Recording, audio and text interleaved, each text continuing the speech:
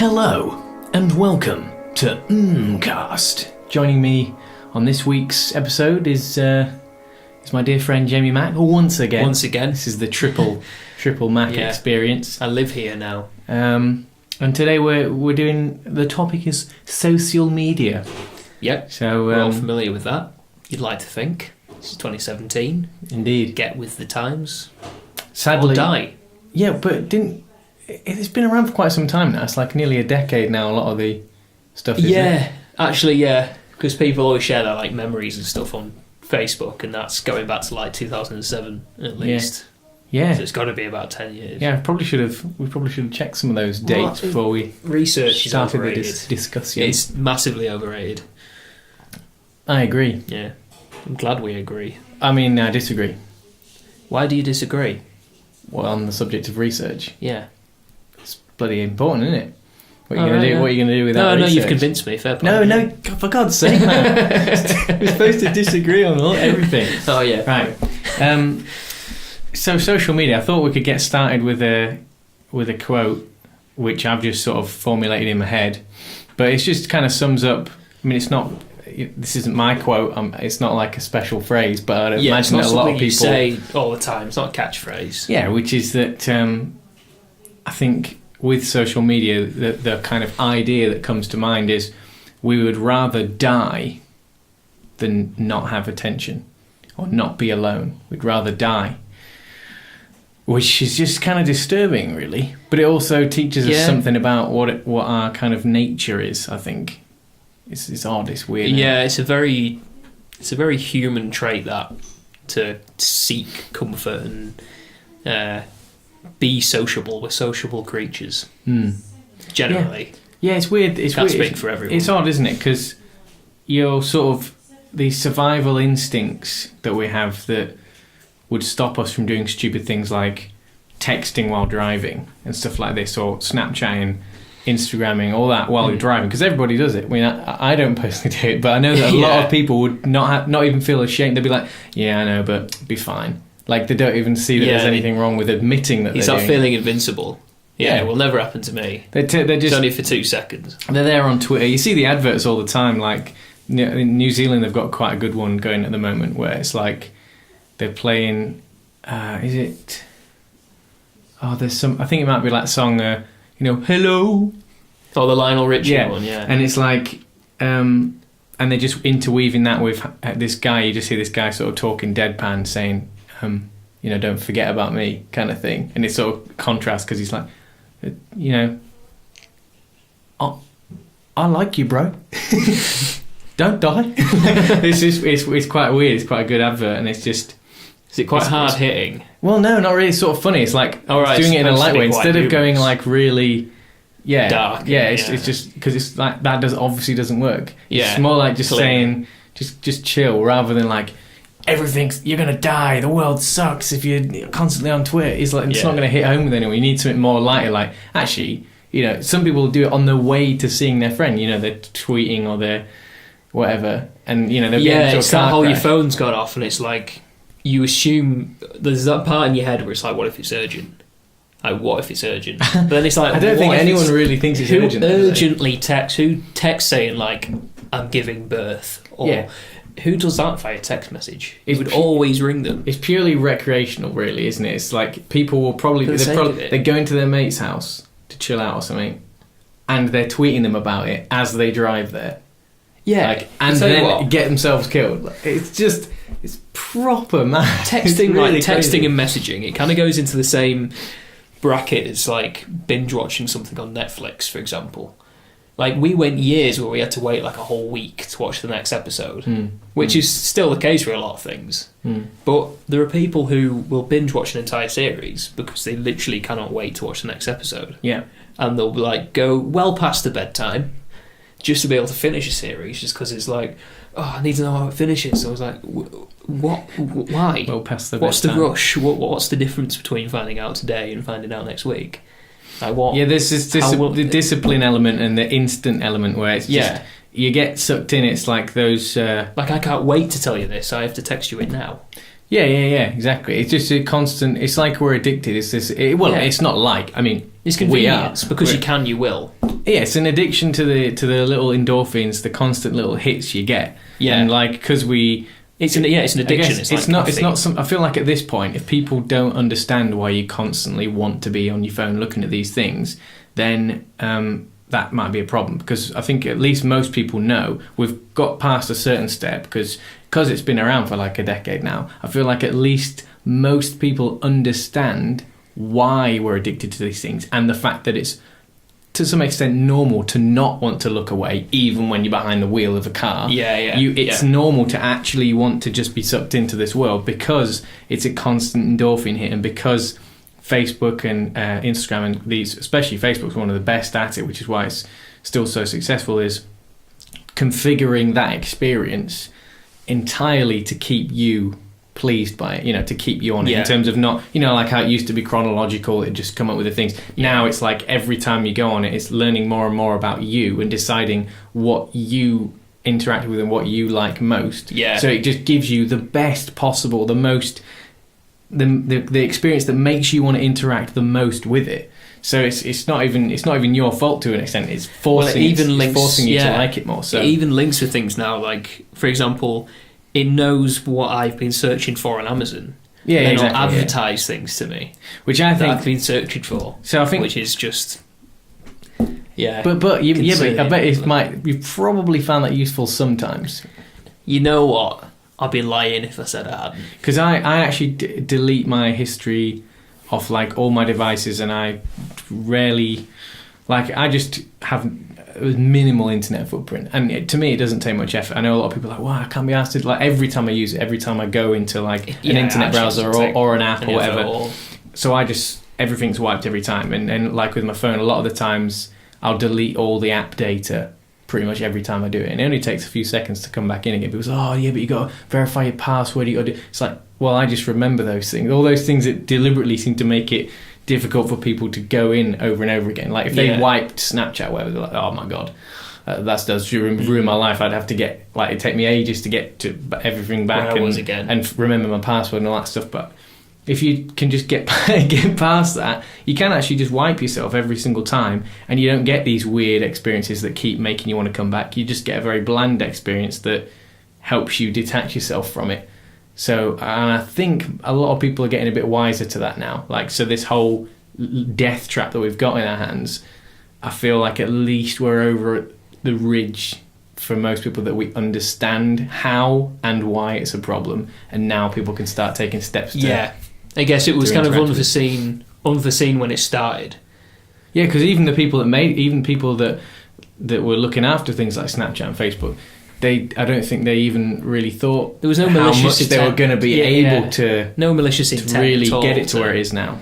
Yeah, well, maybe there was, but I don't think. Well, you like to think there wasn't, but they couldn't have possibly conceived of all the ways in which it's evolved. Exactly. This is my thought. Like, there's no way anyone's predicted that. I mean, I'm sure some people will claim they probably did. Yeah, there's definitely ways you can hypothesize about certain things happening and certain controls and like. But it does make sense. It's not. I don't consider it a phenomenon. No, yeah, it's particularly like pretty natural. Going into sort of the heavier stuff. We know that, like, for example, suicide is one of the biggest killers of men in. I mean, I think it was like 18 to 40 or whatever ages. Well, I think even that's increased now. I wouldn't be surprised if it had. Well, that's a bigger parameter. And you reckon that's because that's linked to things like social media? I think it's one of making the you feel like making you feel worse, so that you need to invest more in this. Yeah, if you don't feel like you're being interesting enough, amusing enough, you don't look good enough in a learning photo enough, and I think it spirals from that. It can start with something that simple, and I think it can just spiral like that. And I can't imagine what it's like for younger people, like, that are growing up where this has much more of a weight to it. They've never not had it. It's always been a part, sort of, to an extent, always been a part of their life. Yeah, it's a bit weird, but I do like to think that we're getting much more wise to it now. And with the way that we take the mick out of it is always a good sign. Like, there's a lot more comedy around social media itself, even by the people that love it, that shows that even though we know it's like this, they're aware. Yeah, which is good, because it can be good, and it is good in a lot of ways. Like we can talk all day about how it's fun and good, but a lot of it is just like pretty awful. Yeah. Yeah. It's hard for me to say because I don't really use it that much other than to kind of promote my sort of entertainment. I don't post stuff. a lot, but I'm a frequent browser. Frequent browser. Do you get just scroll on Facebook? Yeah, stuck in the monotony of scrolling. Yeah, it's pretty bad, isn't it? Because I think I remember reading a study somewhere when it was like, because Facebook have absolutely nailed that whole, you can't be on Facebook without absorbing some form of entertainment, whether it's a video or a picture or a post, or they've just got a million ways for you to get entertainment straight away. And there's a study that I read about where it showed that the more every video or thing that you interact with, especially like say YouTube's another good one where because you've got all these suggested videos, you click on one video, you're more likely.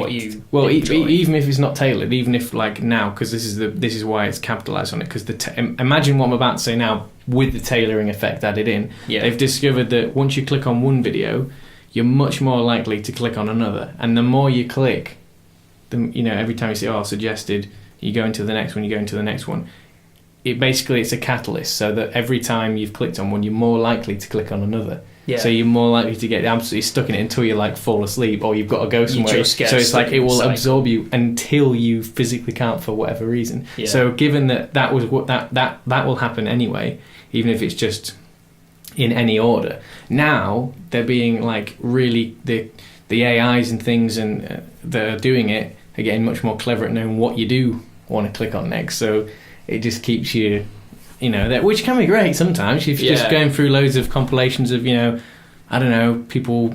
I've been looking at a lot of people. If you have got time to recently, kill, if you've got time to kill and you can't be massively productive, then and some people do it when they should be. It can be great. Well, procrastination. They could be productive. Procrastination is a bigger problem now as it's ever been, really. Yeah, because it's just so many distractions, so many, and it's so easy. It's so easy because it's at your fingertips. Yeah, it's not like you have to go and get distracted. Yeah, like you could be sat doing some work on your laptop in your study or your bedroom or wherever. It's at your fingertips. Yeah, personally, I can spend a long time. Like once I've got into the mood, it's usually with a comedy thing. Like there's some kind of particular thing that's funny to me. Yeah, and I get, because I'm quite an obsessive person. I'll just be like, I'm loving this now. I'm just riding it, and I'll just keep watching as many different ones as I can possibly get to. Like, I've been watching a lot of like snow and ice related stuff recently. There was a couple of days, because it's getting snowy and Christmas here, and I've been seeing it happening in the real world. It's like, I need some more of this. I need some more of this. People came. So then I'll just sit there for way too long. There are fewer things, and when you don't see a good one as well, if there's one that's around. Not that good, you're like, I need to watch for another one. Yeah, because you want to find one that's actually decent. Yeah, and then if you think, well, I'll get a good one and then I'll leave it, and then you get a good one, you're like, I can't stop now. I want some more. I want some more of that. Before you know it, you've watched thousands of people. Sometimes you watch them for half an hour and it'll be like at the end where the person falls over and you're like, come on. Sometimes. And then again, you go, actually, that was disappointing, so I'm going to find one that isn't disappointing. The build-up's good, though, sometimes. Sometimes it makes it worth it. If you just keep it's only good if the final product's good. The build-up's crap if the final product is disappointing, and you go, it wasn't even that funny. Yeah. Yeah, no, it depends. It depends. But sometimes the build-up makes the end point funnier than it was. Because if you jump straight to the end point, it's always going to be funny. But if you've got that tension and you know what's coming as well, like, bit of slapstick. I think it would probably amuse me more, like, just if you've got a street, just saying a hypothetical situation. There's a guy walking down the street and the puddle's right at the end, and it's like 5 minutes to watch him walk to the puddle. I think I'd find that a lot funnier, waiting for those 5 minutes. The anticipation. Just waiting, just knowing full well. Like, it's... I find people banging their head. If you know it's going to be good when it's happening, you fool yourself into thinking it's better than it is as well. People banging their head, I don't know what it is. Not like severely. I'm not talking like people cracking their head open and stuff, but just... People just I don't know, like, I'm pretty like going cool, up and mate. just going, oh, like cracking their head on like under a shelf or something. Sometimes really I gets have to me. say though, sometimes really gets me. yeah, there's those little ones where it's like a tiny From thing an that can outside be really perspective, funny. of course. Yeah. It's not funny when it happens to you. No. Well, actually, having said that, I've laughed at myself openly when that happens to me. When I fall over in the street, I look like a psychopath because I'm just thinking how funny it is. Yeah. I don't know. I actually can't help it. I just know that it's I funny. think embarrassment would usually get the better of me there. Yeah. Yeah, I don't know. I suppose I like it depends if the what it is. person I'm with falling over, but if I'm like by myself and I cane it, I'm immediately like, who saw? Yeah. Who saw? I don't mind. I don't know if it's I don't think I'm particularly. I mean, you know me. I'm not particularly easily embarrassed, especially not if I know No, it's funny. no. Like if it's not funny, then I'm much more easily embarrassed. Yeah, weirdly, if I know easily something's embarrassed. funny, then that immediately undercuts the Yeah. embarrassment because I'm all about the comedy. It's just I'm not so easily much- embarrassed, but I suppose this is a little bit contradictory, but I can't explain it really. I don't like being the centre of attention. As in, like, imagine you're on stage and the lights are on you and there's an audience. I would not thrive under those circumstances. I would cower under those circumstances. And I feel like if I fully caned it, just like in the middle of the street, everyone was like, oh, yeah. look, Yeah. I would hate it. And Well- I would struggle to find it funny, but if I was in a big group of people and someone fell over, I'd be like, ha! Yeah. Well, I think, do you know, coming back to the social media, because I know we've totally gone pretty much way off now. We But are what you've just said there, completely that's different fine. topic. Mental meanders, Yeah, mate. it's what it- Mental literally meanders. in the name. That is what we're here for. Yeah.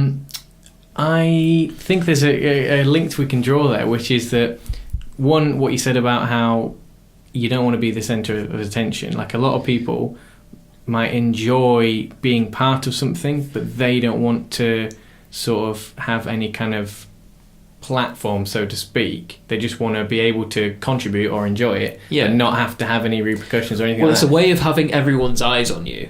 And that's what social media does. Well, yeah. Social media enables anyone You could be to in get an on a empty room and platform everyone's looking at with you. anyone, but at the same time you're like anonymous. It's not like sitting down and writing a letter or having a conversation in person. You can just bang, without thinking, little thing goes out, anyone and everyone either sees it or doesn't see it. Like, you're immediately on the same level as anyone else. Doesn't matter Yeah. if you're, and this is one of the things that tickles me about social media as well, is that things like, you know, Donald Trump, you know, all various presidents, like the CIA, things like this, Yeah. they're all on Twitter. And I just think there's something It's really... a little bit mad. Twitter's okay, actually, when you think about how messed up Facebook is. Twitter's still... it's still... There's lots of holes you can poke in Twitter. Like, Yeah, of but it course. still It kind is of the maintains better. this sort of thing. It's a little bit less tweaked. It's just anyone and everyone is still on a pretty even platform. And stuff kind of... There's something really funny to me about the fact that, like, for my sports conspiracy videos, for example, like when I contacted Seb Coe and stuff, you know, somebody who's really high up in the sports industry, and you can just get in there and just say what you want, and you know that they've probably seen it, or at least if they haven't seen it, that has gone somewhere. It's not like if you're sending them an email and it's just lost, or it goes through a million filters. These profiles, however public, however some people don't care, however some organisations aren't bothered about them, they are like they don't have to be bothered about individuals talking to it. They are bothered about themselves on that platform. So it does mean something. It means something Yes, it for does. anyone to talk to anyone. It doesn't matter whether it's a little guy, big guy. It actually gives everyone sort of this value equaling scenario, which I think is really interesting. It really makes me laugh when you see almost business being done over Twitter. So the same platform where there's someone sharing a picture of, you know, a giraffe with eyeballs on the horns, where it has like those little ears, and someone puts like eyeballs on it and just photoshops it, and it goes viral, and it's hilarious. And then in the same world, on the same desk is like some like official statements regarding, you know, something really serious, could be a sexual harassment or something like that. Exactly. And it's all there, it's all happening in this one spot. It's all this It could be a journalist on like the Gaza Strip. yeah, Like it's just it's really the weird. latest news. But then, you've just got some... It just reminds you of how different people's lives are and what is going on in the world. Yeah, and it's such a contrast. Obviously, it does always depend on who you follow. I like to keep I'm pretty... Again, it's like all the social media, I'm pretty minimal on all of them. And I know I need to be more. You can get too much. You have to have a purge every now and then. I'm really specific with my follows. Yeah, like, it's usually close friends or people that I know. It's a good thing to do though, because or people that I'm very interested in. Far too bombarded. Like, I'm still friends with loads of people from school that I don't speak to, who I could pass in the street and not speak to, because it's been either so long, or I didn't even really know them in the first place. I just added them because it's like I go to school with them, and that's where you need to just have a big purge and be like, this is a lot of unnecessary information that's just sort of see with you, this person. That's where I'm fortunate with everything except Facebook, because obviously I got Facebook at roughly the same time as most people when we're like pretty young, like early teens or something. 15, 16. Early teens, something like that. And you have to be 16 to have it, but obviously most people seem to just change the birthday or whatever. But I don't actually know how old I was when I went on it, but it must have been like, whenever it came, like close to when it came out, when we were all pretty young, probably too young. So unfortunately, I have a ton of stuff that it's just so many people you can't even lose track of. Things that you've liked. But with it, when it comes to Instagram, Snapchat and Twitter, if anything, it's a bad thing in terms of trying to build an image, because I have barely anyone on it. Like, I only have the people that I added this year. This year is the only time when I actually got the apps. So everyone else has hundreds and hundreds of people from school, and I've just got close friends and like important people figures. You're actually bothered about. Which so it's a good thing on one hand, but on the other hand, it's rubbish in terms of building a profile. But no, I'd probably prefer to have it your way, if I'm honest. Yeah, I suppose so. What, even with you, when you're saying about how your business, like beer stuff is, you need that for your profile. You'd rather have I don't know, Twitter. I think for Facebook, for Twitter, because I work in a brewery and I follow the beer industry quite closely and what's happening, and it is a thriving industry at the minute, and there's all kinds of new things popping up here and there, and I pretty much strictly only follow sort of beer related stuff, whether it's beer writers or breweries or head brewers, people who work in breweries. It's all sort of very much, and I quite like how I can just go on and be like, it's all just one topic. I know what I'm getting, basically. Yeah, just before when you were talking about when you're in a group and you want to point and laugh at people, that also helps on social media when you've got more people in your group, because then there's more potential people to laugh at.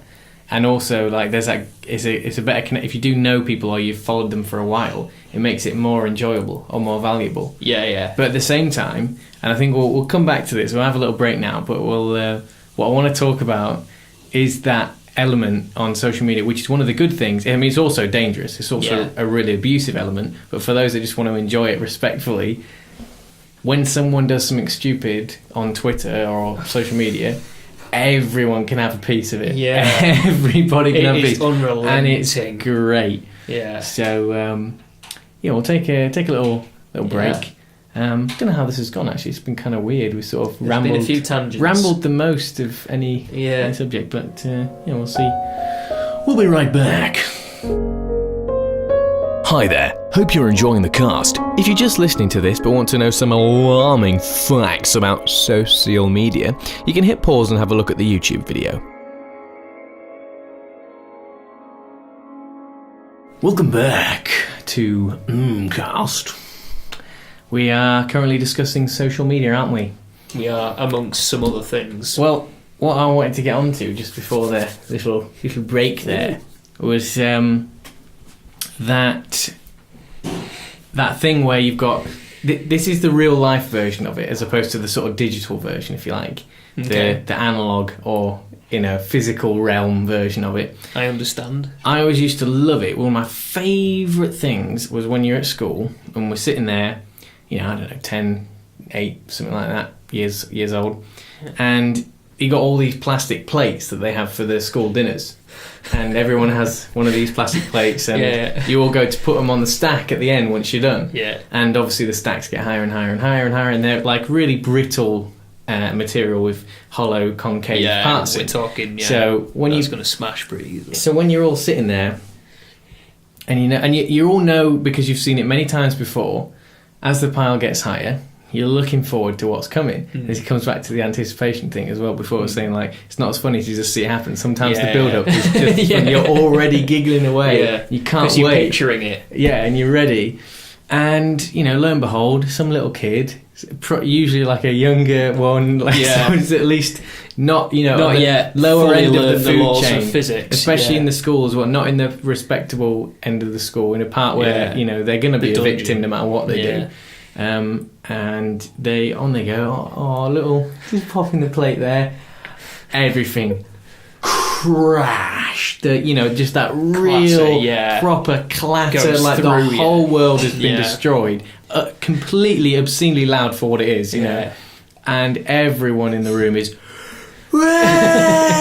just like, it's the greatest thing that's ever happened. And everyone's there. Pubs and restaurants, everyone smashes anything. Exactly, yeah, but it's this like the reason why I come back to the school thing is because it's like it's even from those really young ages. Like now, sort of like you can't help but smashes a pint. There's like a kind of lazy, but like with the school, it's everything, and everyone's can't wait for it, and you're sitting there like as if you don't have something better to do. It's just the lunchtime entertainment is watching this all build up, and even though you're so young, you've still got that real sense of like tribalism and community and just that sense of comedy. Survival of the fittest. You don't have to teach that. Like, everyone finds it funny, and you can break it down as much as you like, but everyone will. You want to be with a pack of lions, don't you? Everybody gets that stuff. Laughing at the baby zebra. And the beauty of social media is that you kind of get that sort of effect, but in a much more wide and specific way. So if someone like just a famous figure or someone like that says something stupid, or just a regular person, because sometimes it can just be some normal person, and it just blows up, and somehow so many people retweet it that then it's heard around the world. And then, I mean, obviously there's bad scenarios where someone says something and then social justice warriors or something go mental and say, "Oh, you're racist," and all, they give them death threats, and their family get scared and all this. It's a lot easier to mock someone than praise someone. I mean, there's a lot. I'm not saying this is always a good thing. It's not as innocent as the kid who drops the plate. A little bit damaging, It can be really bad, and that is part of what comes with that element of not being able to just sit in your comfort of your own house and say whatever you want and not give a crap about who you're hurting, and forget that people aren't real on social media. It's still a choice. But to enjoy all the serious stuff aside, to enjoy that when someone does something stupid, and all the memes that come out of it, because memes are so great now. Memes have got to an all-time level where everyone's creating them, anyone can do them, and the pictures and the resources that we got from the vast history that we have on the internet now is fantastic. And all it takes is one person, and you've got that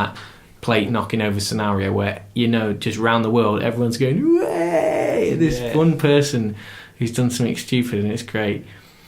So it's weird. It's like a double-edged sword. It's one of the best and worst things about social media, that sort of thing, where anyone can jump into this. And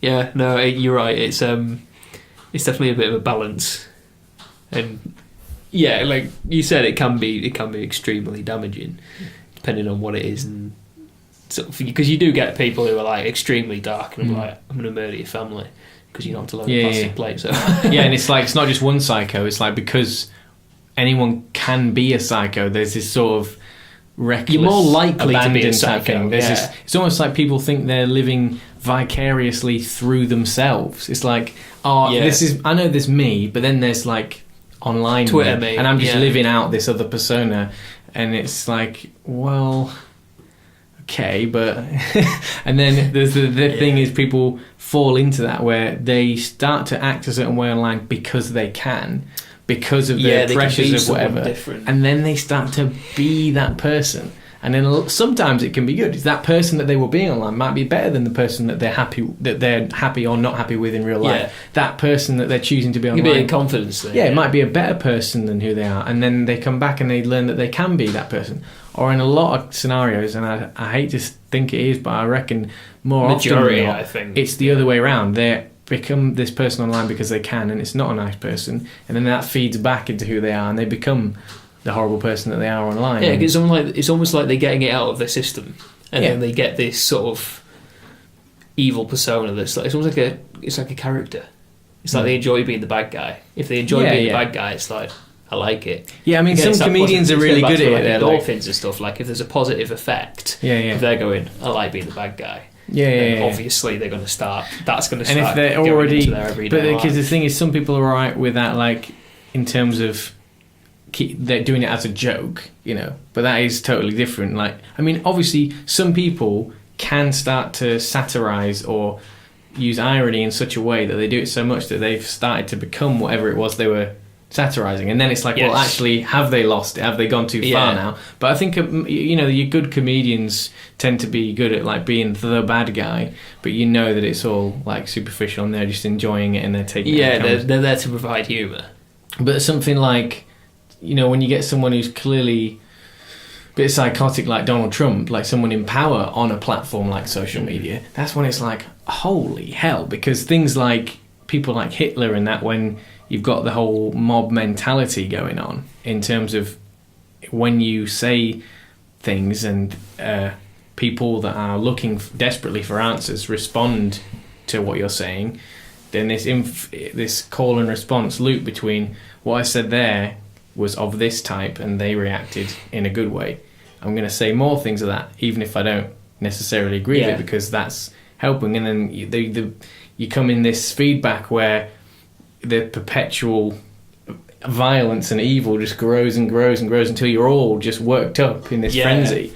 And it's like this is kind of happening with, or it has the potential to happen even easier now, because these people who are living virtual lives that then feed back into theirs, they've got an extra step to go in terms of extremism or what there isn't actually reasonable, that they can take that step because it's not real. And then until everything's completely assimilated. And it's a fine line. It's a fine line. It's a weird, troubling thing, but at the same time, I think it can work the positive way. You've always got to try and like remember that. Yeah, like I know generally, sort of, we both agree that social media's like I do. What did you say before? You said like it's the worst thing that's happened. It's the worst thing that's ever happened, or one of the worst things that's ever happened. I think it will change. It'll play a big part in changing just generally what people are like. Just I think personalities will start to change, and people generally will just be quite different. And I think social media will play a big role in that. Yeah, you know what I was thinking before. This is something I wanted to come back to as well. Is like drawing on what I said about comedy and what you said with regards to people changing.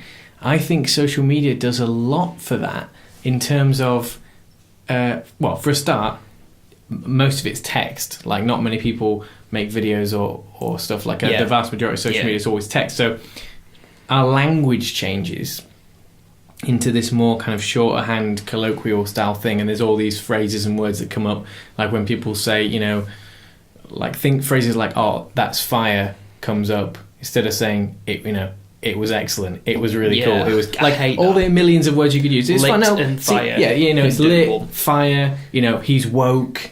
You know, all these like phrases, which is like, to me, I don't mind it because I'm all for the evolution and change of language, but I just do get concerned that some, like certain ways that you can articulate things and the beauty that is, particularly the English language, which is just incredibly comprehensive and has so much ability to mould and shape how we are. Like, language is one of the main tools that actually affects how you behave and who you are. Your thought process, your perception of certain things is often guided by how those things are described with tools like language. So when language changes, people change.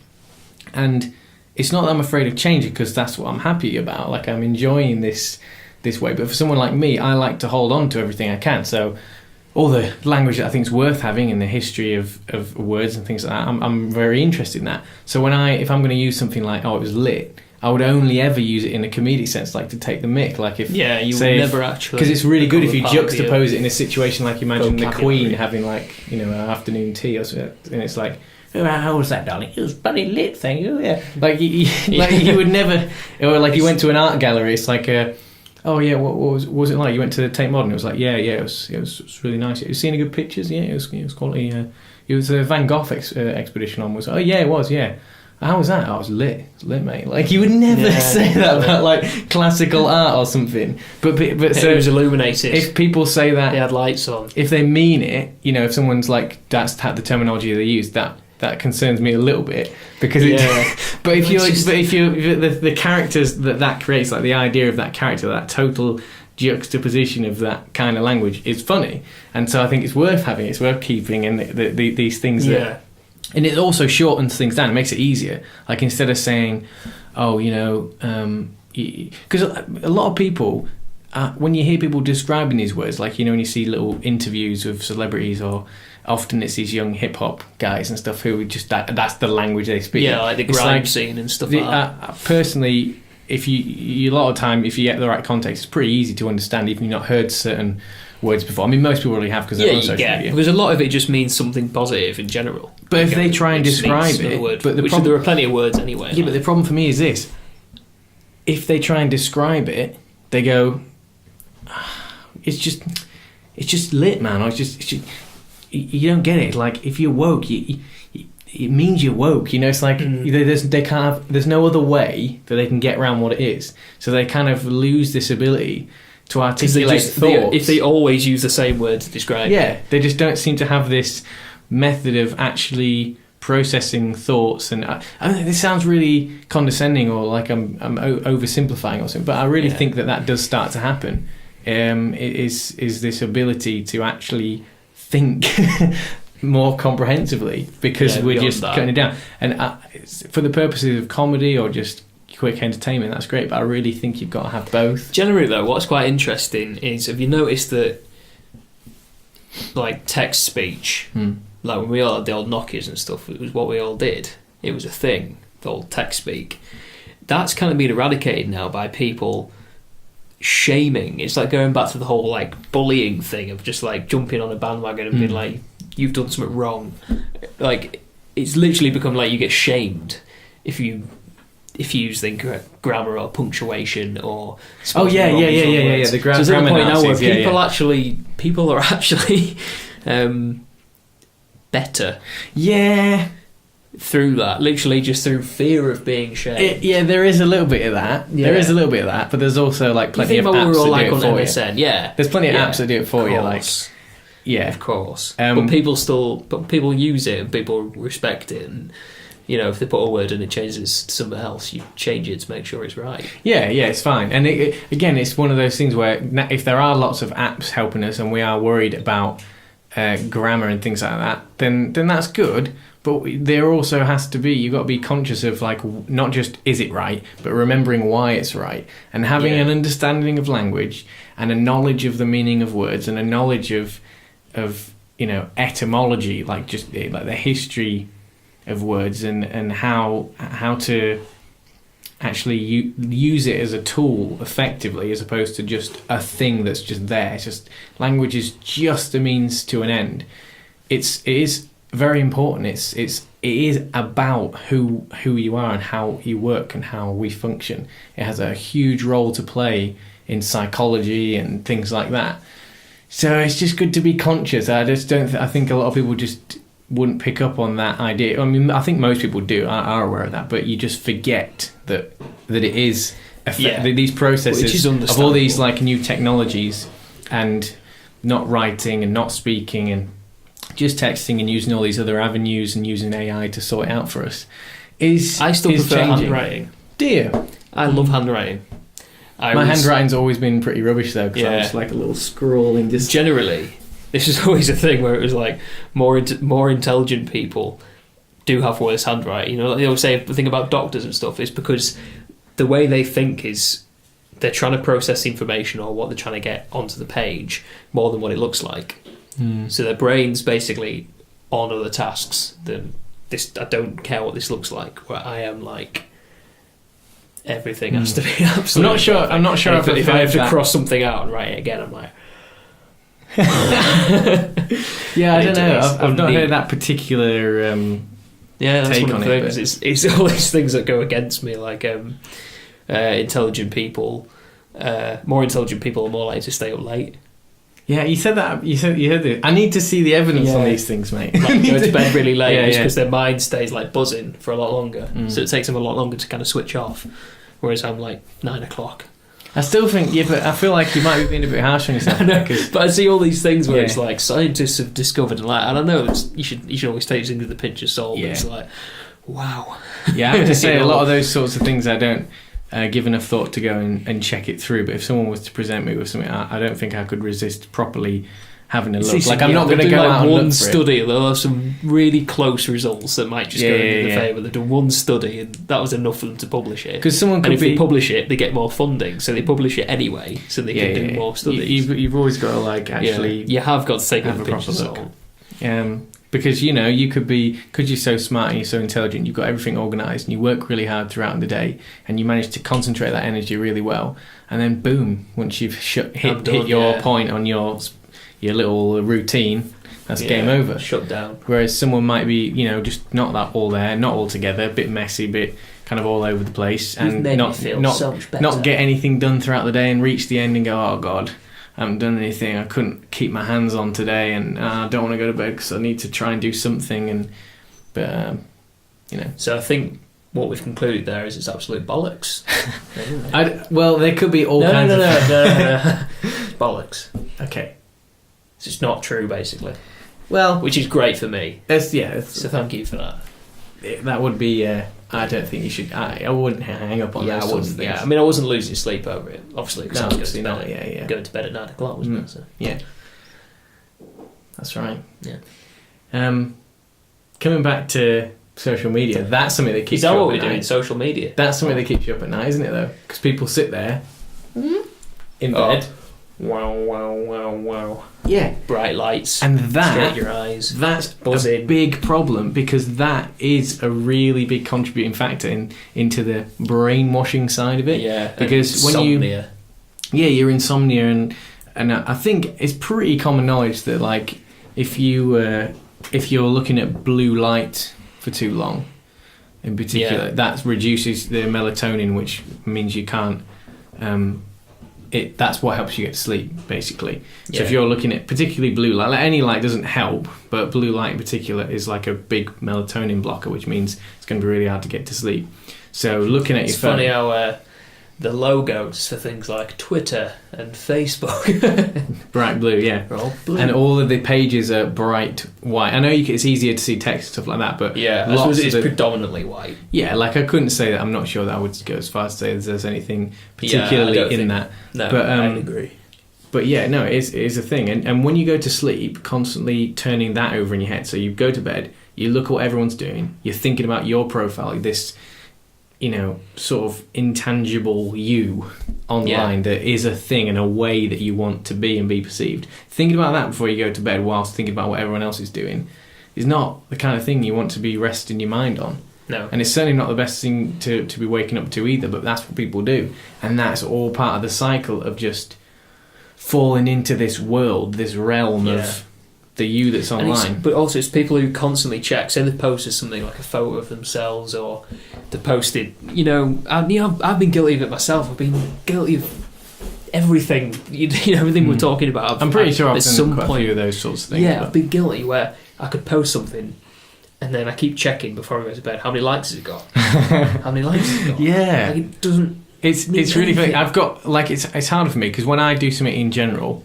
I'm only really interested in sort of entertaining someone. So if it's from our Moonlands thing, it's on Facebook or whatever, I know I'm just going to check it later anyway. Like funny statuses. I used to put things just things I'd think about and be like, people like that, or little stories.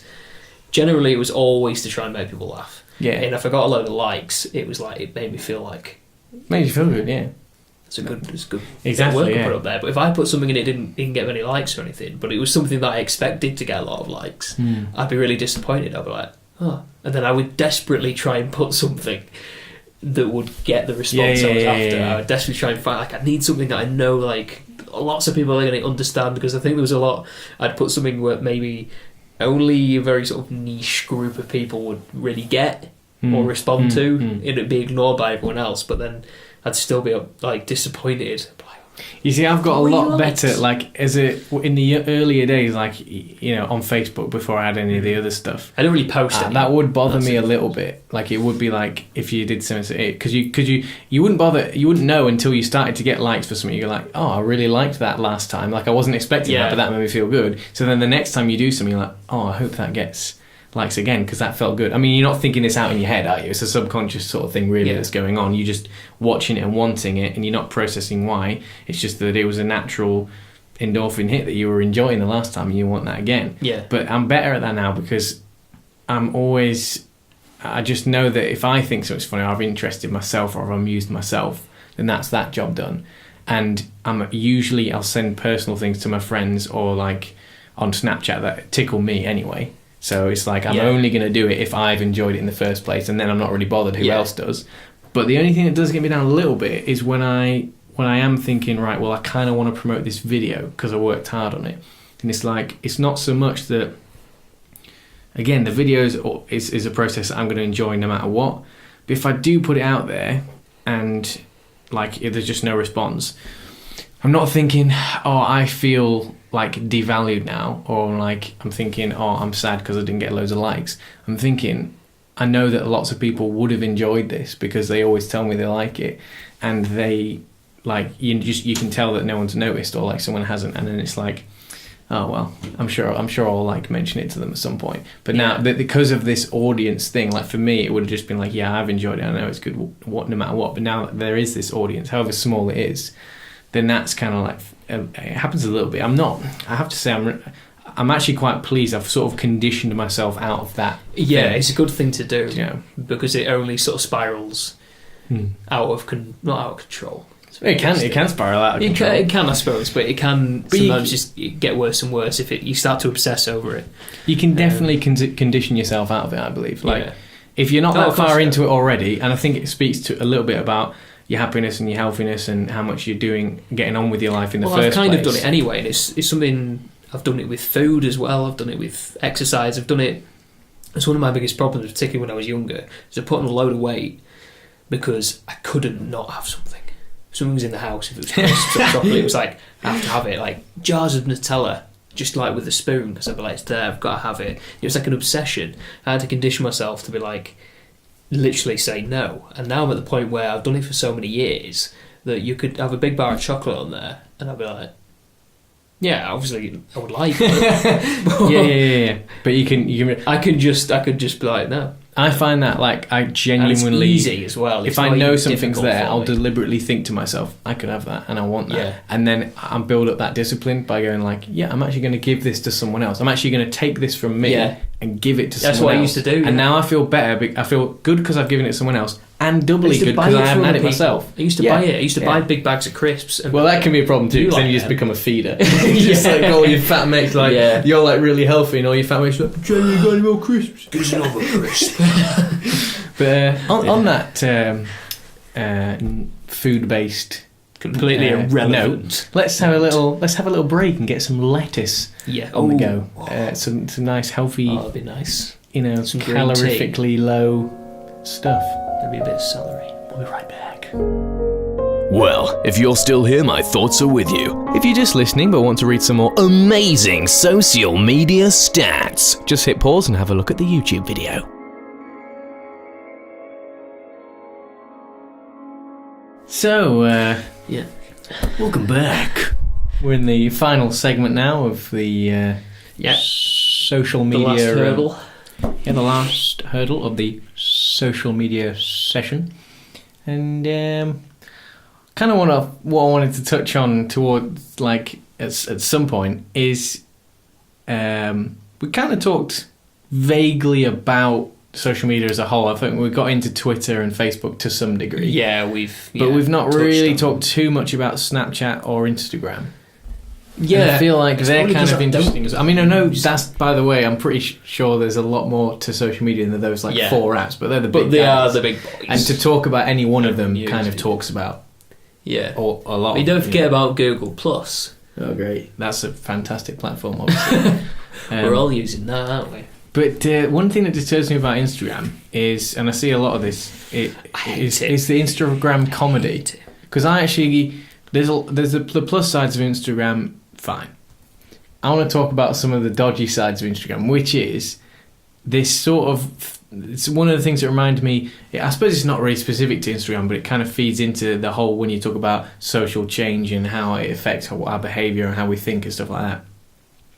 And that is all this stuff to do with particularly relationships and how it's okay or not okay to interact between, you and a friend or a girlfriend or a boyfriend or, things like that. I find it really odd what's funny now on Instagram. I don't mean that it's not funny, because most of it's not. Yeah. But I just mean the style of jokes that they are. I think it says a lot about what's funny now. A lot of comedy. I remember ages ago, I don't know if we talked about this before, how when one of my friends...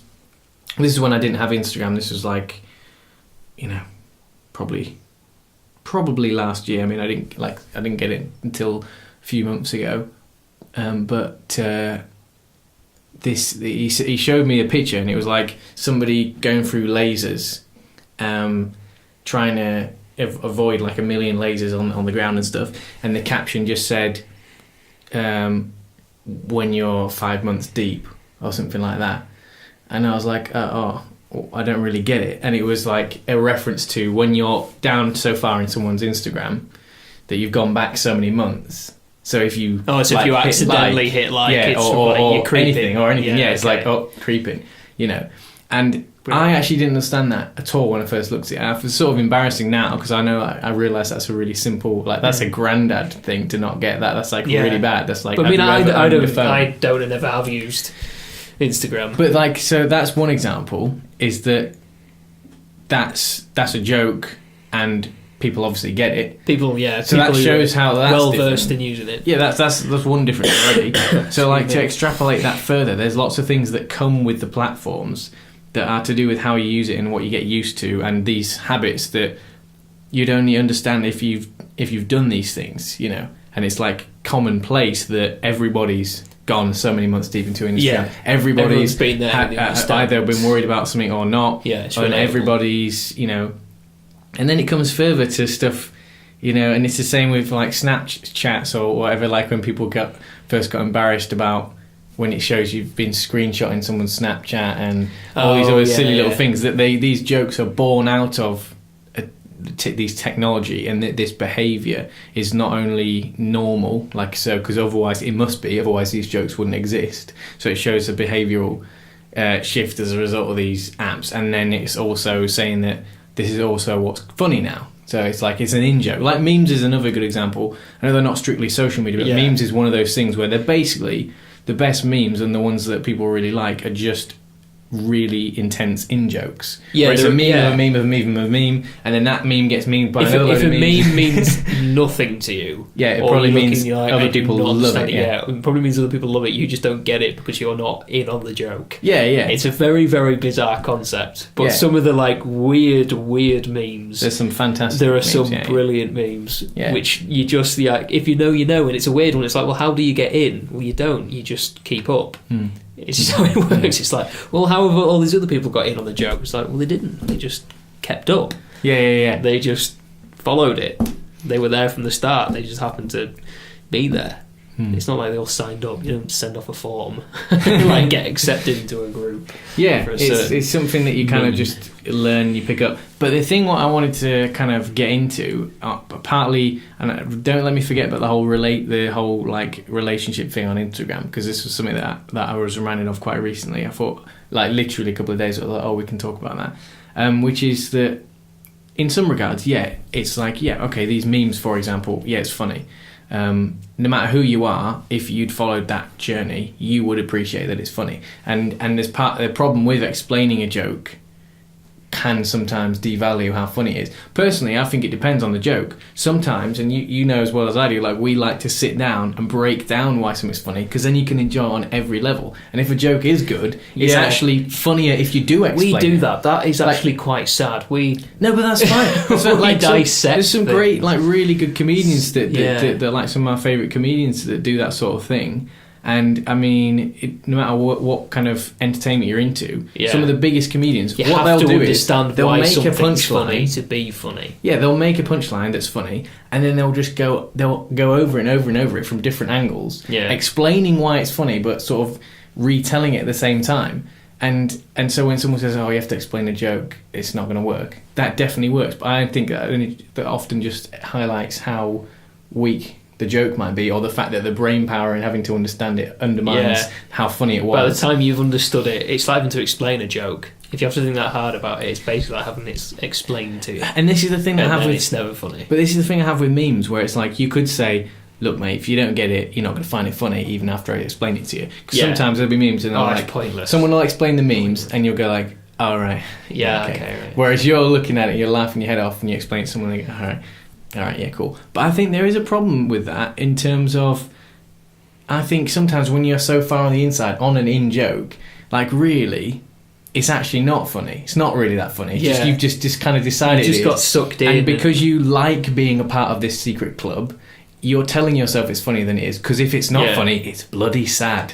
That's the exactly. And I think people lose sight of that when they get into, like, I love a lot of memes. Like, I'm sure there's lots of stuff that I like. Well, I know there's stuff that I like that's sad and I can't help it.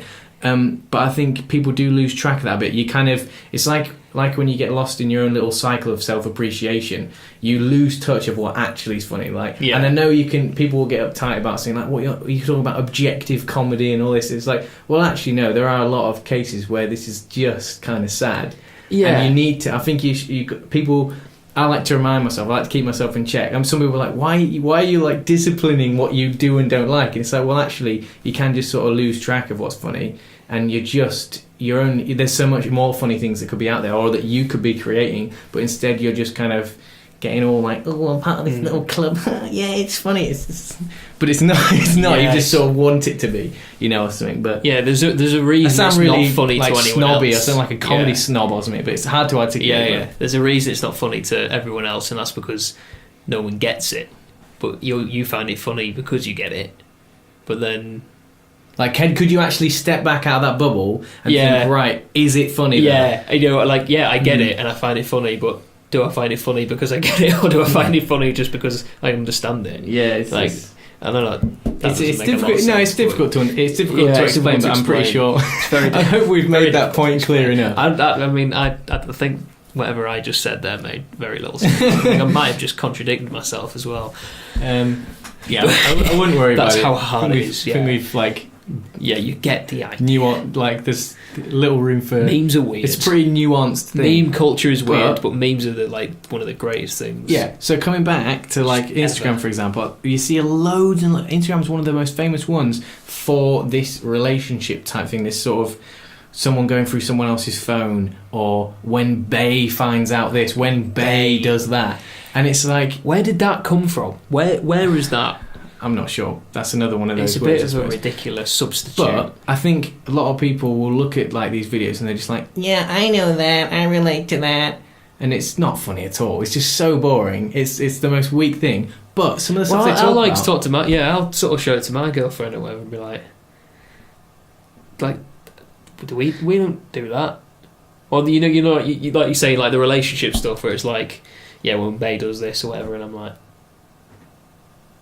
Yeah, I don't find it funny because that's not what our relationship doesn't fall. But some of these videos have tons and tons and tons and tons of views, and it makes me wonder, because not only is what the person's doing not funny, it's often a bit disturbing. It's like, this shouldn't be even seen as normal. Do you know what I mean? Yeah. This shouldn't be something that's it's. You see everyone putting, so true, and I'm looking like, yeah, it's like, why are you so dysfunctional? Yeah. Why? But when Bae goes through your phone and stuff like that, exactly, things like this. It's like, is that a thing? What it says to me is apparently it is, due to all the people who have this idea of cheating, and how a lot of relationships are sort of just little fleeting pointless things, because everyone's on Tinder, everyone's on all these dating apps, and everyone's some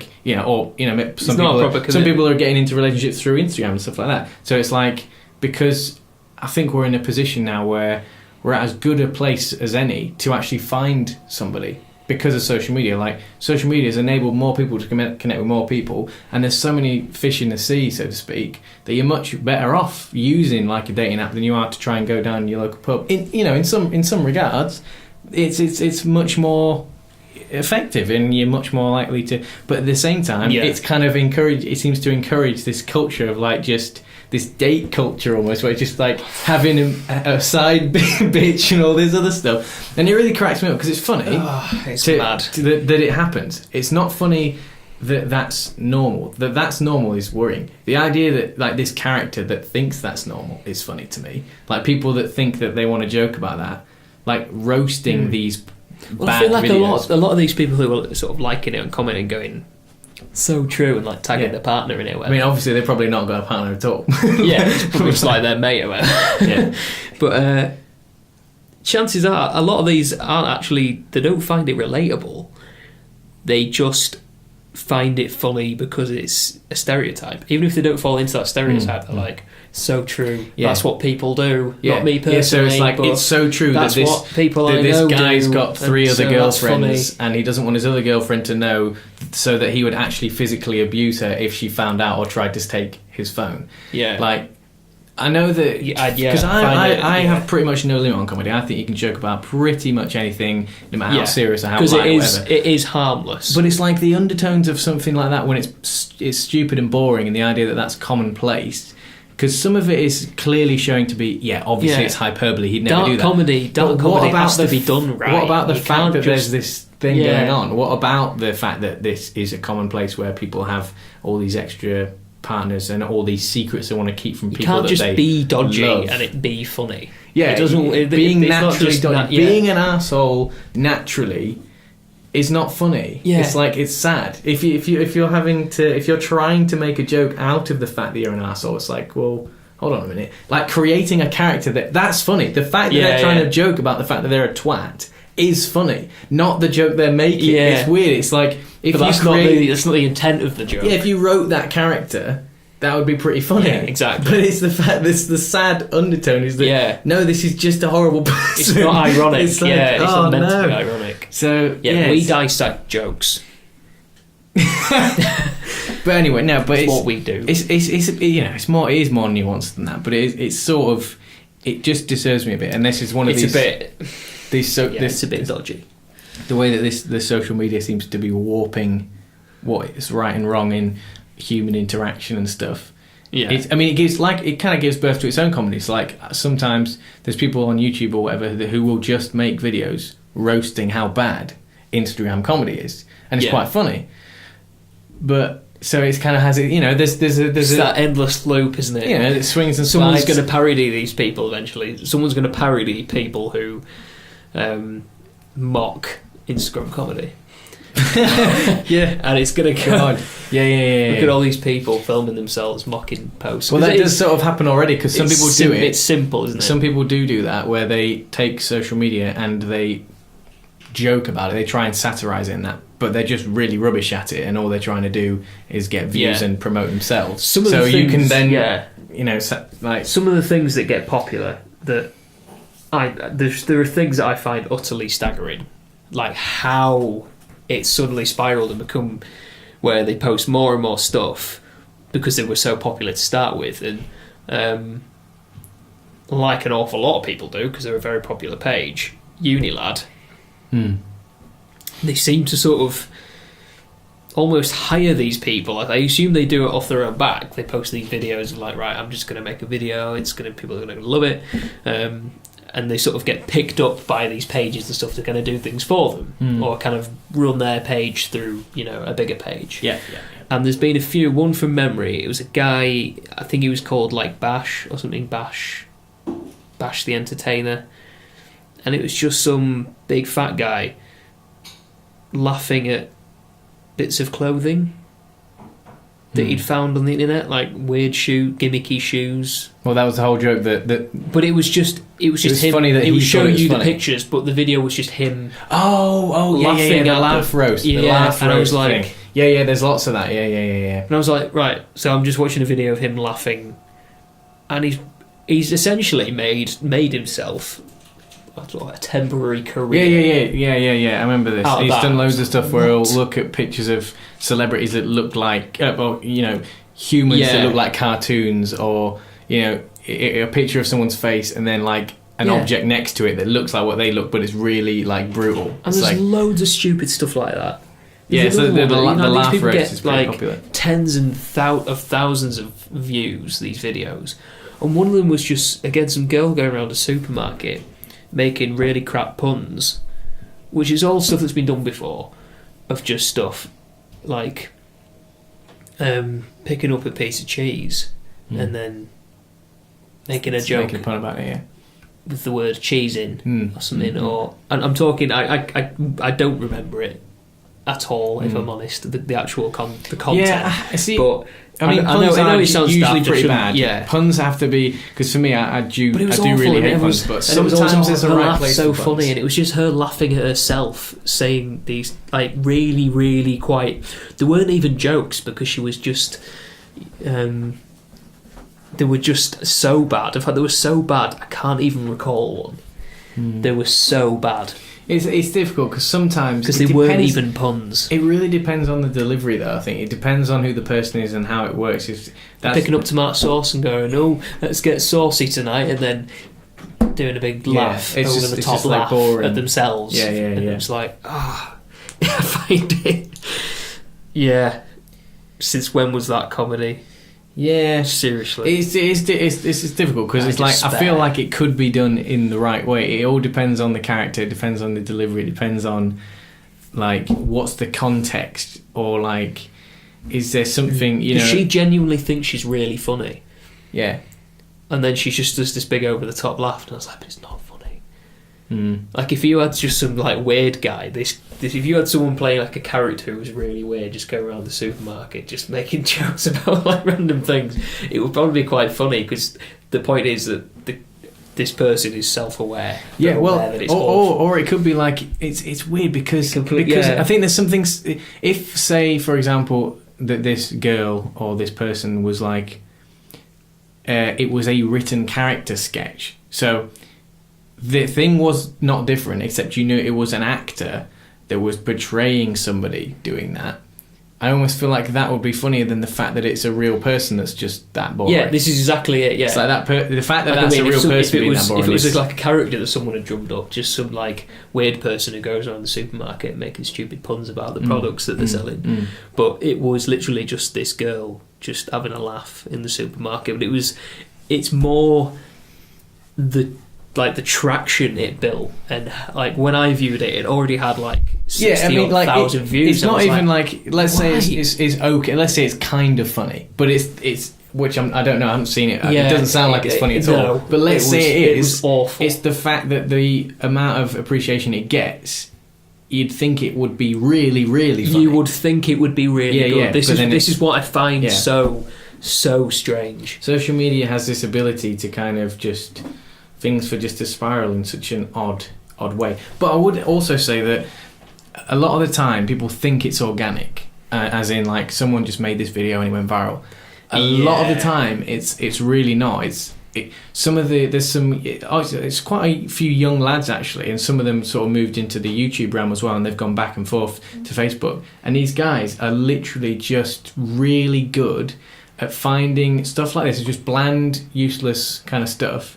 And they caption it the right way. They put the right like titles of like the meme kind of structure to it, and they promote it. They spend money on it, and they put it to the right audiences. And it's a business as opposed to like something funny. So you'd be surprised how many of these things that seem like just some randomer made this on their phone and it went viral, and it's absolutely not. That video is like the 5th iteration, and all of those other 4 never got anywhere. 25 takes. But this one guy, as in like. They uploaded that video to their personal Facebook. Somebody ripped it, uploaded it to their little page, some other page, and all these pages failed. But then this big guy who knows how to do this stuff right saw this video and thought, this is going to be great to go viral. And then they take it. Oh, I see what you mean. Don't credit wherever it came from. And they just promote it the right way. I thought you were referring to sort of they could organic material, as you were. There might have been a load of takes. Someone pretending that they've just filmed something in the street. Like these ones where they film film it in like selfie mode, Yeah, the front yeah. camera, and it's like they go and interact with people in the street where they say daft things to them to get a reaction. Yeah. Then you realise that someone else has filmed them. Yeah, or that they're all actors. You don't go in, let's do that again. Because that's people like to abuse. Pretend like you're surprised, say that, and then it's all staged. And The social media aspect also gives, because it does have the potential to give rise to lots of real, authentic individual creators. Bigger ones abuse that and make you think that it is, because that's always more funny. It's always more enjoyable if you're not aware that there's a production team and that it's all fake and they're all actors. Depending on what the content is, if the idea is that you think it's just some random guy who's having a laugh on Snapchat and has just come up with this joke on the moment, and you feel that context, you feel the feeling of what's going on there, it's always more entertaining. But if you realise that actually, hold on a minute, how could they have set that up? Why would they react like that? And if you stop to think for a fraction of a second, you start realise to question it. that a lot of these things aren't organic things that are legit fun in the moment. It's like a really laboured thing that's probably taken loads of takes, and it's appealing to a particular stereotype and all this, and people can get easily fooled by that because we're used to, because Snapchat is just something everyone has in their phone. Why wouldn't it be someone just doing it for themselves? Yeah, because there's a ton of money in it. That's why. Or you go, why would they be filming that? There's certain things where you think, why would they be filming that? And then this thing just randomly happened in front of their camera. I can know things to happen by chance, but there are things where you think, why were they just filming this random bit of street, for example, and then this miraculous thing happened and they got it on camera? Things like that where you got a question, you got to think, would you do that? Yeah, but because some people, it's not like after sitting questions. Some people, their alarm bells just go off straight away. Like personally, that's more the kind of thing that happens to me. But I don't know if that's because of the way I like to think about things or just the conditioning of my approach to stuff. But other people, it wouldn't flag up at all, and that's okay. That's fine. But it's sort of, that's what these certain corporations advertises a lot. A lot of times you think, this is just some silly comedy video that some guy's made with Snapchat, and actually it's an advert. But you might not think of it like that. Yeah, it's how you sort of first perceive it. Yeah, it's weird. Yeah. But to conclude, so we're right at the end here, and I would say, always remember that when you're on social media, if we could end on words of advice given, full of bastards, I would. Well, there's that, but just think for a second, just before you interact with something, you dislike something, you comment on something, whatever. I mean, you don't have to police your thoughts all the time, but just for the sake of everybody else, like. And I would tell this to myself just as much, because back in before all this happened, if there was a problem, you'd have to sit down and you'd have to write a letter and you'd have to send it off. You'd have to actually put effort in to do something about something. Whereas now people just get a flame in their head, bang, in they go. They just add more shit to the heap. Yeah.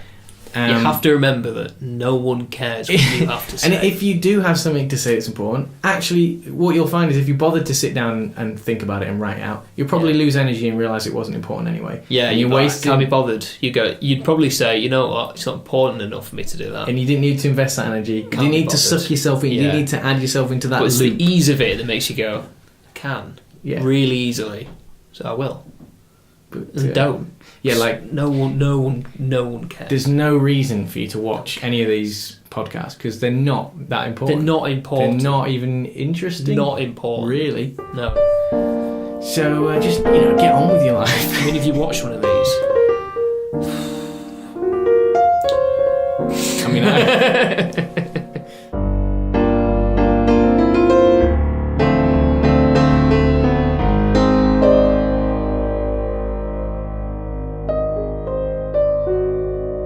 There we go. I trust you enjoyed this episode of Mmmcast and our social media discussion.